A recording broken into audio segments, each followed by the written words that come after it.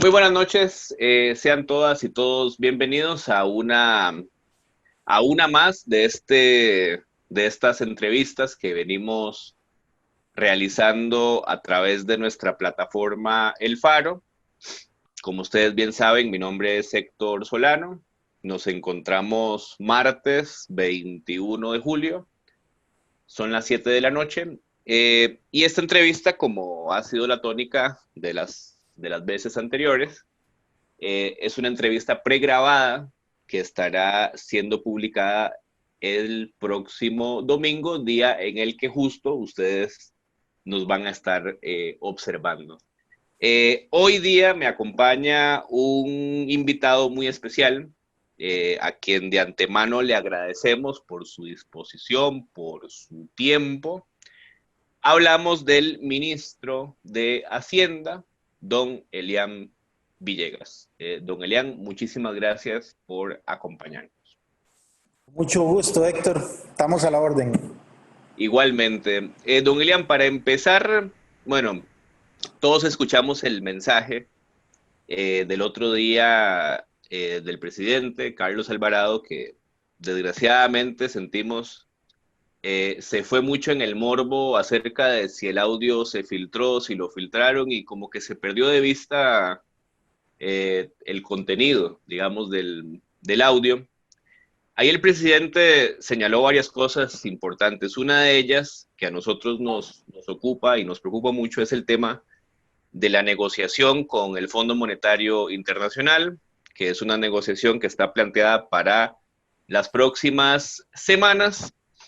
Y él ha dicho, el presidente, de manera pública, que él espera sentarse a negociar sobre metas y no sobre condicionamientos. Don Elian, ¿usted descarta la venta o privatización de empresas públicas como resultado de esa negociación? Don Héctor, el gobierno ha manifestado ya desde hace varios meses, creo que ya al menos 6 meses, que hay al menos dos empresas públicas que son el VIXA y FANAL, que están con la posibilidad de una venta o en el caso de FANAL una concesión. Eso es algo que ya se ha manifestado pues reiteradamente por parte del gobierno e incluso el proceso en el caso de FANAL pasa también por una etapa de valoración que creo que Claro. ya está en una contratación más o menos adelantada. Así es que desde ese punto de vista, ese es un tema que ha estado sobre la mesa y yo pues no podría decirle a usted que es algo que está descartándose porque es algo que en realidad se ha estado conversando desde ya hace bastante rato. Pero esas empresas como el VIXA o FANAL, efectivamente fueron dos que se mencionaron muchísimo, sobre todo en la gestión de don Rodrigo Chávez, pero en relación a otras como el ICE o Recope, estas que digamos son como más grandes, infiero de lo que usted nos señala que todavía no hay una posición al respecto. No, todavía no hay una posición, pero no hay una posición más porque en este momento, de alguna forma, tenemos todas las alternativas sobre la mesa y lo que estamos es, pues, buscando básicamente aquellas que se adapten mejor a las necesidades que hay que cumplir y que además, desde el punto de vista también de lo que es la viabilidad política y social, pues sean de alguna forma más llevaderas por la población, ¿verdad? Entonces, ese tipo de medidas serían las medidas que estaríamos presentando, que además evidentemente tengan un impacto financiero y social que sea relevante. Pero no le podría decir en este momento, no le puedo descartar, ni tampoco le voy a decir que es una medida que está aprobada, porque no es así. Sencillamente, en este momento estamos tomando un conjunto de medidas. Dentro de ese conjunto de medidas lo vamos a estar conversando más ampliamente y de ahí saldrá lo que va a negociación del fondo. Pero lo que sí le puedo asegurar es que cuando vayamos a negociar con el fondo, las medidas van a ser conocidas por el grueso de la población. No estamos pensando en guardarnos cartas para el tema con el fondo. Sabemos que es importante que la gente esté informada y más en el contexto actual. Y previo a negociar con el fondo lo estaríamos conversando de forma pública. Perfecto, don Elian. Además que, bueno, por lo demás, conviene aclararle a la población que de todas maneras muchas decisiones en esa materia también requerirían eventualmente el concurso de la Asamblea Legislativa, ¿no? Eh, a propósito del tema de la negociación con el fondo, don Elian, como parte de estas negociaciones, se ha señalado la posibilidad o la perspectiva de que el país tenga a la hora de sentarse a negociar unas denominadas líneas rojas, ¿verdad? Algunas situaciones que ya el país considere como inaceptables como producto de una negociación con esas características. Nosotros hace 3 semanas conversamos por esta misma vía con el exministro Rodrigo Chávez y él nos mencionaba las que para él serían algunas importantes, se las leo: no adoptar medidas que echen a perder la distribución del ingreso, no adoptar medidas que aumenten la pobreza, preservar la posibilidad de seguir invirtiendo en infraestructura pública, entre otras. Usted como ministro de Hacienda en funciones y el gobierno de la República han definido eso, líneas rojas de cara a esa negociación. Bueno, yo le podría decir que fácilmente adopto todas esas que dijo don Rodrigo Chávez. No profundizar la desigualdad social, es importante más bien por el contrario buscar una mayor justicia social, una situación tributaria que sea todavía más de mejor justicia distributiva, buscar en la medida de lo posible algunas medidas que tengan un impacto ambiental, de forma tal que un acuerdo de estos no solo tenga profundidad en lo económico, sino también en otros componentes que son esenciales para la nación costarricense. Entonces, hay elementos en general que uno podría analizar, ¿verdad? Ahora, al momento de sentarse, sí, hay que tener claridad en eso y sobre todo hay que tener claridad en qué es lo que llevamos, qué es lo que queremos y cómo vamos a llegar a obtener las metas que están planteadas. Por ejemplo, una de esas metas es que la deuda pública sea al menos el 50% para el 2034, el 50% del PIB. En Del este PIB, claro. momento, en este momento estamos en un 68%, más o menos. Eso se Claro. puede lograr de dos maneras. Una, aumentando de forma importante el PIB, de tal forma que la base cada vez sea más grande y manteniendo un nivel de deuda más o menos estable para que una cosa contra la otra vaya variando de forma significativa. Y la otra es con una disminución importante del gasto público de tal forma que ese 68% pues vaya disminuyendo significativamente y ojalá de forma rápida. Entonces, ese es el tipo de medidas que al final hay que negociar con el fondo. Me concentro por el lado del gasto, o voy y hago alguna otra medida que podría incluir, por ejemplo, en este caso, medidas de tipo impositivo, algunas medidas de tipo tributario que nos permitan contar con mayores ingresos y por esa vía disminuir, por ejemplo, el tema de la deuda. Entonces, ese menú es precisamente lo que hay que balancear para que sea en la medida de lo posible un menú de la mayor aceptación en todo lo que es la nación costarricense, ¿verdad? Porque al final, como usted lo mencionaba, muchas de esas medidas tienen que ser aprobadas por la Asamblea Legislativa y lo que no quisiéramos es ir a aprobar un convenio, traer el convenio a Costa Rica y que luego la Asamblea Legislativa nos diga, no, ese convenio no nos conviene, no nos gusta, no nos sirve, Claro. sino de alguna manera representar en esa negociación un sentir mucho más amplio de todo el pueblo. Antes de pasar a la siguiente pregunta, ya para cambiar de tema, don Elian, eh, ha circulado en el ambiente político una reflexión que, que produjo el economista William Hayden, en donde él reflexionaba sobre el tema de las reservas que tiene en su poder el Banco Central, que según los datos que se manejan de manera pública están por el orden de los 9.000 millones de dólares. Eh, y algunos sectores sobre la base de ese argumento han planteado que el país podría no ir a negociar con el fondo y más bien inyectar parte de esas reservas en el sistema bancario nacional de manera que eso pueda financiar, digamos, créditos para reactivar la economía en este contexto y un poco en la línea de lo que usted señalaba sobre estas salidas de política, que una puede ser incrementar el PIB incrementando la producción.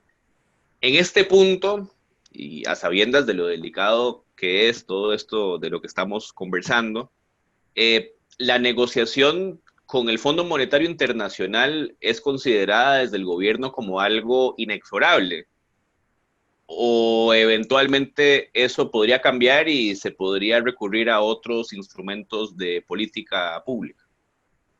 En este momento se considera que la negociación con el fondo es un paso necesario, sobre todo para contar con un sello importante a nivel internacional, dada la baja en las calificaciones de crédito que hemos tenido en los últimos meses. Desde ese punto de vista, tener una negociación aprobada con el Fondo Monetario significa para los mercados internacionales que el país tiene políticas macroeconómicas adecuadas y que el Fondo Monetario le está dando seguimiento a esas políticas. Entonces, eso es bien visto a nivel de los mercados internacionales. Eso no deja de lado que se puedan hacer otras cosas. Por ejemplo, usted mencionaba ahí un tema que es muy importante y voy a separar dos cosas. Separo las reservas internacionales y las dejo quieticas porque no tienen nada que ver con esto Claro, otro. claro. El Banco Central está estudiando un mecanismo para otorgarle líneas de crédito a los bancos y para que los bancos puedan trasladar ese crédito a sus clientes precisamente con motivo de la reactivación económica.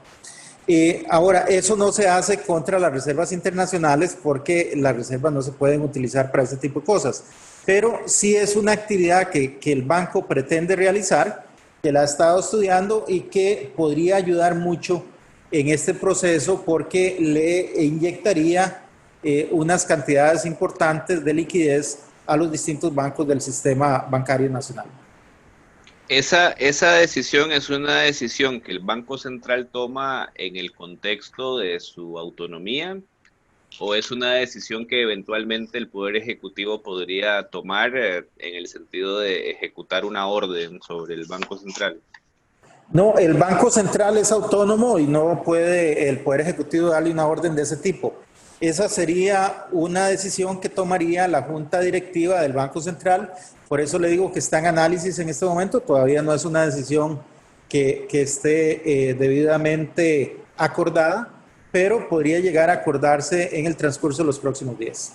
Bueno, vamos a ir a buscar a don Rodrigo Bolaños a ver si nos, si nos aclara esto. Don Elian, ya cambiándole de tema, obviamente vinculado con esto mismo de lo que estamos hablando, usted mencionaba el tema del endeudamiento público y efectivamente estamos acercándonos a ese umbral tan peligroso que es el 70% del endeudamiento, con lo cual se abriría el escenario indeseado, por denominar de alguna manera, de tener que someter al conjunto de la institucionalidad pública a la aplicación de la regla fiscal, ¿no?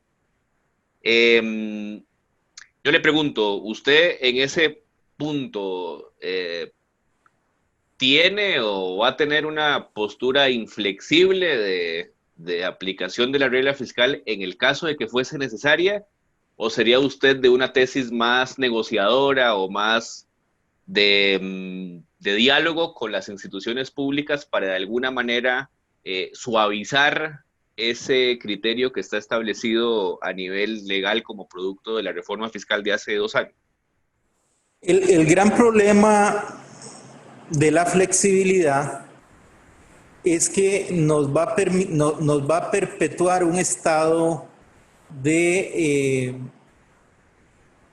un estado que es muy dañino en las finanzas públicas. Si nosotros empezamos a ver a las instituciones con cara de pobrecita, de a esta no la toco y a esta tampoco y a esta tampoco, dejando de lado situaciones muy particulares, por ejemplo, Ministerio de Salud, Caja Costarricense del Seguro Social, en este momento histórico concreto que estamos en medio de una pandemia. Claro. Pero si uno empieza a ver a todas las demás, todas las instituciones van a tener justificaciones válidas para pedir que no se les aplique una regla fiscal demasiado estricta. Y yo le aseguro a usted que usted trae a todas las personas a cargo y todas le van a exponer suficientes argumentos de la importancia de la labor que están llevando adelante y de por qué no debería aplicarse. Pero nosotros sí consideramos, por ejemplo, que aún en medio de la situación en que estamos hoy día, aquellas instituciones que no están involucradas directamente en la línea del frente o que por alguna razón muy particular no pueden justificar que en esa situación haya que hacer el levantamiento de la regla fiscal, pues no debe levantársele la regla fiscal. Y más bien debe ser algo muy, muy estricto y excepcional el levantamiento de la regla fiscal, de tal forma que ahora se le levanta la regla fiscal, por decirle algo, a la institución A para que compre X productos que está requiriendo en razón de la pandemia. Pero no se le levanta a la institución A en la totalidad de su presupuesto. Porque precisamente mal haríamos en este momento con liberar el gasto público y expandir innecesariamente el gasto público, porque ese gasto al final lo tenemos que financiar. Es que el problema no sería gastar si esos 9,000 millones de dólares no los tuviera el Banco Central, si los tuviéramos aquí, en el Ministerio de Hacienda, si fueran del Ministerio de Hacienda, porque eso querría decir que no tenemos... claro. No tendríamos déficit fiscal, tendríamos un superávit que sería al menos de 9,000 millones de dólares. Entonces ahí no importa, cogemos un poquito de plata de aquí y gastamos en una cosa y gastamos en otra. Es decir, al final de cuentas, lo que estamos haciendo es gastando lo que nos habíamos ahorrado. Pero imagínese usted que si nosotros liberamos la regla fiscal y le decimos a las instituciones, gasten, no se preocupen, gasten, no se están gastando estos 9,000 millones de dólares que teníamos aquí. Se están gastando 9,000 que hay que pedir prestados. Y entonces eso que pedimos prestado hoy lo va a tener que pagar la gente joven como vos mañana.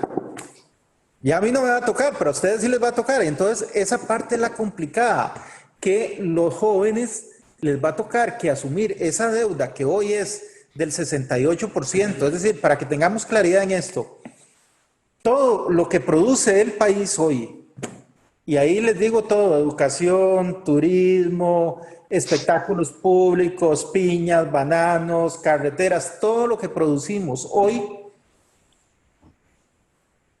usted lo suma y lo que le debemos a terceros, lo que le debemos a inversionistas costarricenses, lo que le debemos a bancos multilaterales, es prácticamente un 70% de toda la producción del país en todo un año. Entonces, sí, es muchísima plata la que debemos. Y eso tenemos que irlo disminuyendo, ojalá que no poco a poco, sino realmente de una forma lo más fuerte posible, porque si no, la gente joven es la que va a llevar sobre su carga, eso no de aquí a 2 o 3 años, lo va a llevar sobre su carga de aquí a 10, 15, 20 años, porque no vamos a salir de eso con facilidad.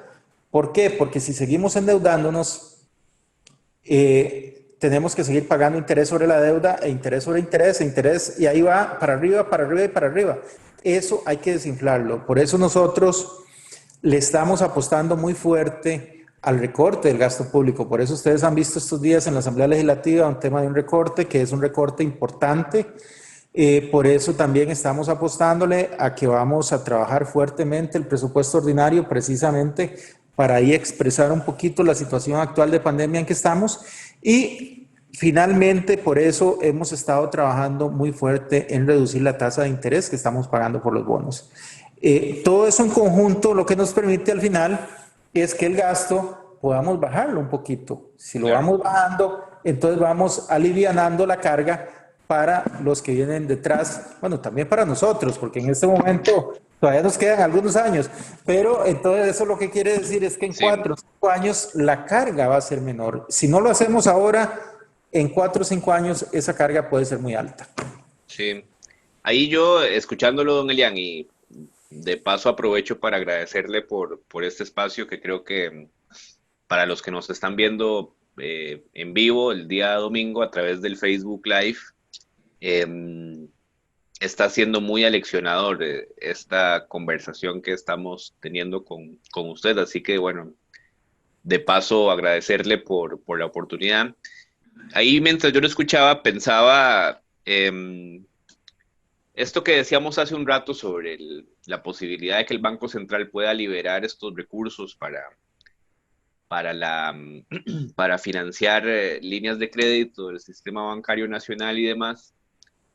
Y pensaba que efectivamente puede ser que haya habido un sesgo muy monetarista en la trayectoria histórica del Banco Central y los bancos centrales en el mundo, en donde ya siquiera se plantea la generación de empleo como un objetivo en sí mismo de la función de los bancos centrales, con un sesgo muy grande, digamos, en toda la parte relacionada al control de la inflación, que obviamente entendemos que es súper importante, pero contener la inflación teniendo reservas internacionales importantes, tal vez no para derrochar, como bien señala usted, pero habiendo al mismo tiempo una situación crítica de la economía, me parece a mí, se lo planteo con todo respeto, invitaría a repensar esa relación entre la inflación y el empleo con relación a la gestión de los bancos centrales, no solo en nuestro país, sino que en el mundo en general, ¿no? Sí, creo que los bancos centrales se han reinventado mucho en los últimos años y probablemente en el último año más todavía.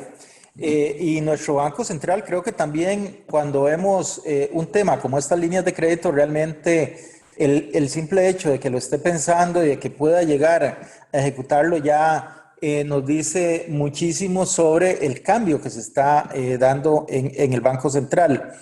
Eh, pero de alguna forma la banca central siempre tiene presente que el tema de la inflación es su tema central y en este momento histórico preciso probablemente exista también muchos nervios en el sentido de que si de Claro, alguna forma la inflación se les va de las manos, que es como aquel chiquillo que usted lleva a un parque y usted lo va cuidando, lo va agarrando de la mano y con el miedo de que de pronto se le zafe y se le pierde entre un montón de gente.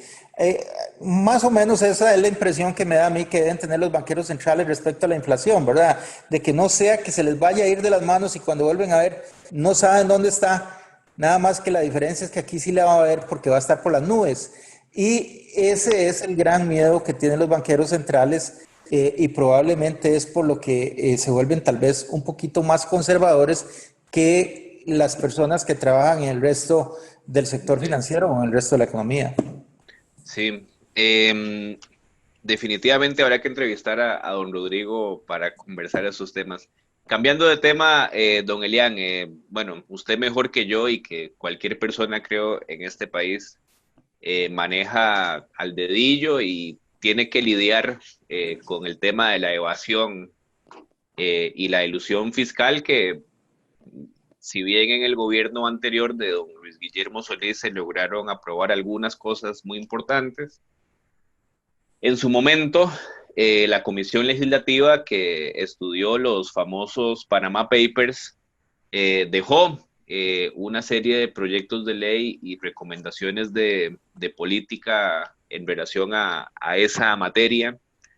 ¿Qué medidas concretas plantea el Ministerio de Hacienda en este contexto para reforzar los controles en materia de elusión y evasión fiscal, don Elian?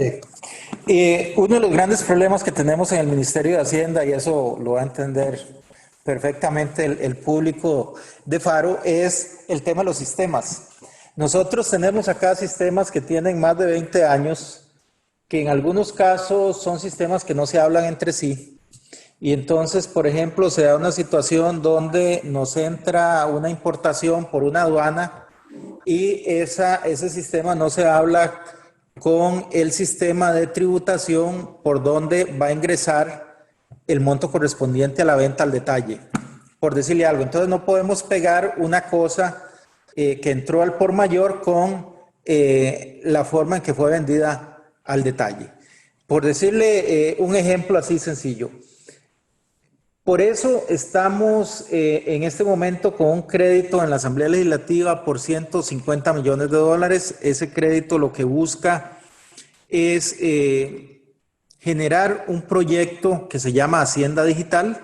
Claro. Con este proyecto Hacienda Digital cambiaríamos todos los sistemas, tanto de aduanas como de tributación, como el sistema presupuestario, y eso nos permitiría un combate más directo a la evasión y a la elusión. Además, en este momento, precisamente a raíz del cambio que se dio en la forma de facturación, que pasamos a facturación electrónica hace apenas poco más de un año, creo que el 19 fue el primer año completo que tuvimos en facturación.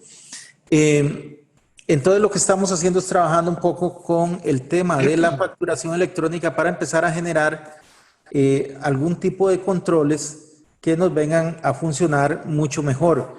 Sin embargo, el simple hecho de que exista la factura electrónica nos ha permitido no solo manejar mejor lo que es el impuesto al valor agregado, sino también el de renta, porque ya una serie importante de profesionales y de empresas tienen que entregar su factura con el IVA, y eso hace que sepan que esa factura puede ser reportada por alguien, que esa factura está en un sistema y por tanto incluyen la venta para efectos de la renta. Y entonces nos ha mejorado también el tema de la renta. Entonces, tan simple como que la existencia misma de un instrumento tecnológico ya nos permite una mejora en el proceso de lucha contra la evasión.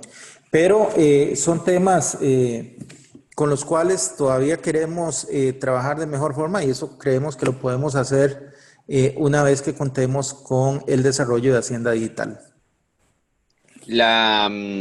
Yo me imagino, don Elian, que en este contexto de tanto estrujamiento económico como producto de la pandemia, también muchos profesionales liberales habrán tomado la decisión de correrse del mundo de la formalidad al mundo de la informalidad, ¿no? Y me imagino que también para muchos consumidores esa ha sido una opción. ¿Ustedes tienen alguna estimación en términos de afectación al fisco como producto de la circunstancia tan particular que estamos viviendo en este momento en el país? Bueno, aquí los números que tenemos incluso son los mismos números que nos dio la Contralora General de la República, quien nos certifica que solo en este año la caída que vamos a tener, no tanto por formalidad e informalidad, sino la caída general que vamos a tener en la parte de impuestos anda en 1.2 billones de colones. Es decir, 1 millón de millones de colones más 150.000 millones de colones. 1.15 es el dato exacto. Entonces, eso nos lleva a otro tema, y es que cuando uno ve las estadísticas, por ejemplo, del desempleo, que son estadísticas realmente dolorosas, ¿verdad? Cuando estábamos hablando de que el trimestre móvil nos señala alrededor de un 20% de desempleo, eso lo que quiere decir es que lleva usted razón en el planteamiento. Muchísima gente probablemente ha tenido que pasar a la informalidad para generar una parte de su sustento, ¿verdad? Porque en este momento el sistema de trabajo pues no está dando las condiciones necesarias para que todas estas personas puedan tener un trabajo y puedan ganarse la vida dignamente por medio del trabajo, sino que van a tener que buscar otras alternativas también dignas, pero que en este caso estarán en un empleo informal, en un trabajo informal, ¿verdad? Entonces, es una situación que sabemos que se presenta en una economía que ya además tenía un altísimo porcentaje de trabajo informal. Entonces, esto lo que hace es incrementar ese porcentaje. A su vez, eso tiene Antes un impacto. de la pandemia teníamos una informalidad de poco menos del 40%, ¿no? En relación a la Exactamente. población económicamente activa. Andaba por ahí, andaba por alrededor del 40%. Ahora lo que tenemos que ver es cómo después de la pandemia, asumamos que habrá un después de la pandemia, ahora vamos a tener que hacer un esfuerzo para llevar a esa gente a la formalidad. ¿Y por qué es importante llevar a la formalidad? Porque cuando lo llevamos a la formalidad, no solo tienen caja, sino que además pagan caja. Y además tienen una serie de beneficios adicionales, riesgos del trabajo, gente que se puede bancarizar, la sociedad como tal se vuelve una sociedad más segura, con mejores condiciones sociales, y por eso es importante que esa franja, que ya no va a ser ni siquiera una franja, sino que va a ser un segmento mayoritario en la sociedad costarricense, pues de alguna forma pueda ser transitada hacia la formalidad. Ahí un poco ya para ir cerrando y no quitarle más tiempo, porque sabemos que usted es una persona pues con múltiples ocupaciones y más en este contexto, pero hilándolo con el tema que traíamos para el final y esta última parte de la nota, en algunos países se plantea que esto que usted plantea sobre regresar a la gente a la formalidad de alguna manera es, digámoslo así, inviable dadas las condiciones que tiene el capitalismo financierizado de hoy y se plantean o se hacen planteos para avanzar hacia esquemas de rentas básicas universales, que incluso, bueno, en España hace poco se aprobó una legislación más o menos en ese sentido y demás, y eso un poco independientemente de que yo creo que tanto usted como yo podemos estar de acuerdo en algo como eso, de hecho el bono proteger de alguna manera lo prefigura, ¿verdad? Habla también de la necesidad de contar con estados altamente financiados, porque yo puedo decir, yo quiero una renta básica universal, pero si el Estado no tiene plata, termina siendo una venta de humo, ¿no?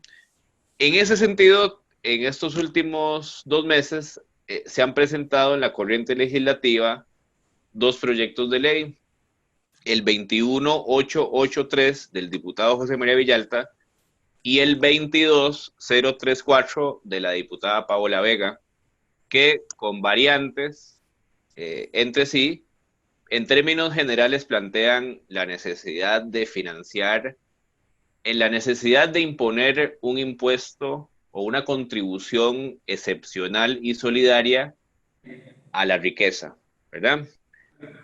Un poco en el mismo sentido de lo que se aprobó en su momento, en el 2001, en la administración de don Abel Pacheco en aquel entonces, ¿no?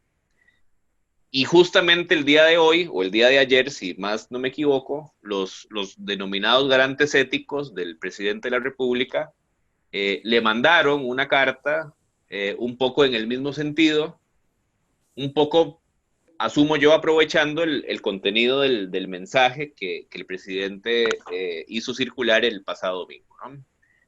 En relación a esos dos expedientes, don Elian, el Ministerio de Hacienda tiene una posición tomada al respecto. Héctor, todavía no nos han sido consultados los expedientes. En todo caso, a nivel de gobierno estamos en este momento precisamente, como le decía, tenemos sobre la mesa todas las opciones, excepto la del impuesto al aguinaldo, esa no está sobre la mesa. Aquí nosotros, por supuesto, estamos valorando tanto el proyecto de doña Paola Vega como el de don José María Villalta. Ambos proyectos, así como el proyecto que en su momento le fue aprobado a don Abel Pacheco, pues contienen iniciativas importantes que pueden configurar sobre todo algunas disposiciones temporales que nos pueden ayudar en los próximos meses, ¿verdad? Entonces, No son cosas que estén en este momento descartadas, ni mucho menos, sino que es parte del menú que está sobre la mesa y sobre el cual hay que tomar decisiones en los próximos días.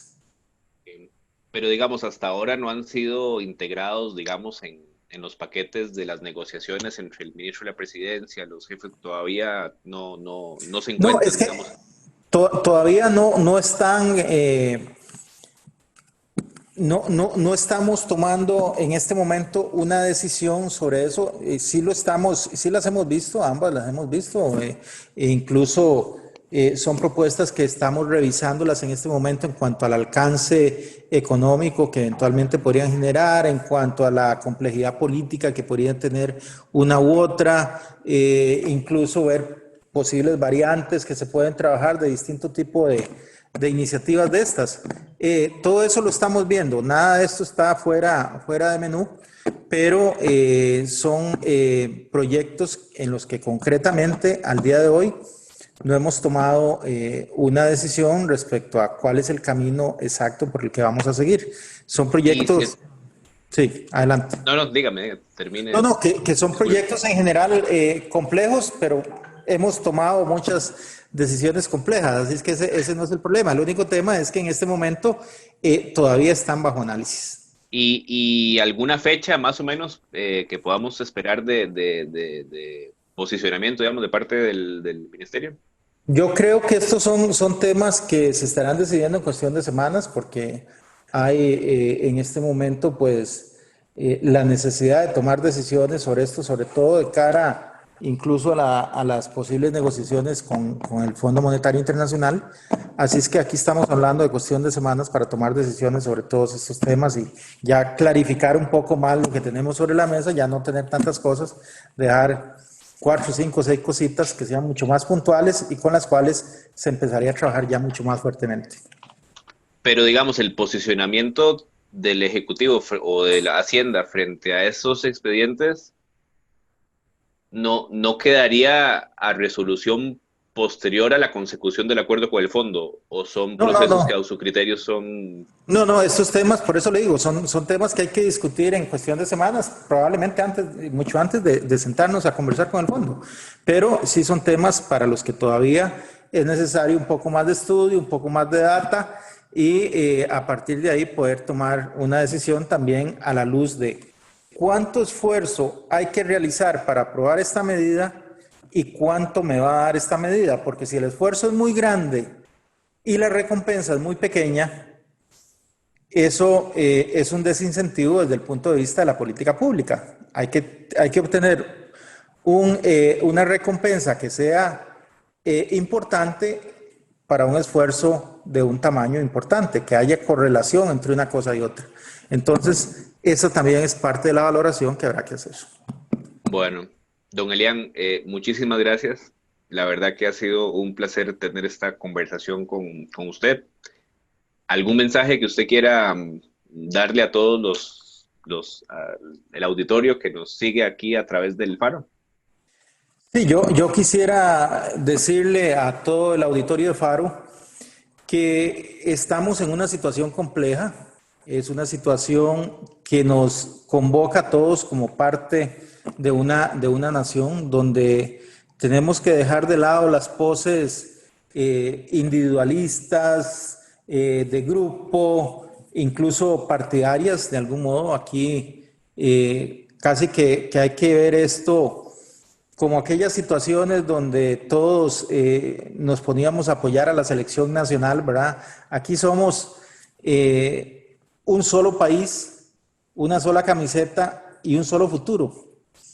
Y lo que nos estamos jugando es ese futuro. ¿Cómo lo queremos? Queremos un futuro que sea un futuro cargado en déficit fiscal durante muchos años, o queremos hacer las cosas necesarias para que el futuro nos permita reactivación, para que el futuro nos genere trabajo, para que en el futuro haya estudio. Todas esas cosas hay que verlas al día de hoy, hay que ver el presente para ver exactamente cómo se está visualizando el futuro, y creo que desde ese punto de vista nosotros en el Ministerio de Hacienda estamos haciendo el mayor esfuerzo para que ese futuro sea lo más claro y el mejor futuro posible para todo el país. Así es, don Elian. Yo coincido plenamente y a lo que usted ha señalado le agregaría que efectivamente estamos como si fuese el Mundial de fútbol. Lo que pasa es que también mientras algunos ven el Mundial, ya sea en la sede del Mundial, en primera fila del estadio o en un plasma de 45 pulgadas, otros en cambio lo vemos en un tele de hace como 20 años, ¿verdad? Entonces ahí el tema de la desigualdad, que yo sé que usted coincide con mucha gente en relación a la necesidad de solventar estos déficits de tantísima desigualdad que nos alejan del camino que nos ha caracterizado a los costarricenses por largas décadas. Así que bueno, Elian, muchísimas gracias. Y también las gracias a todas y a todos los que nos han escuchado. La entrevista la vamos a subir también a nuestro canal en YouTube. Y en los próximos días vamos a estar teniendo también otras entrevistas con especialistas que van a venir a hacer un balance de los temas que muy gentilmente ha compartido con nosotros don Elian Villegas, ministro de Hacienda. Así que bueno, don Elian, muchísimas gracias y a Hasta todos luego. ustedes desearles Pronto.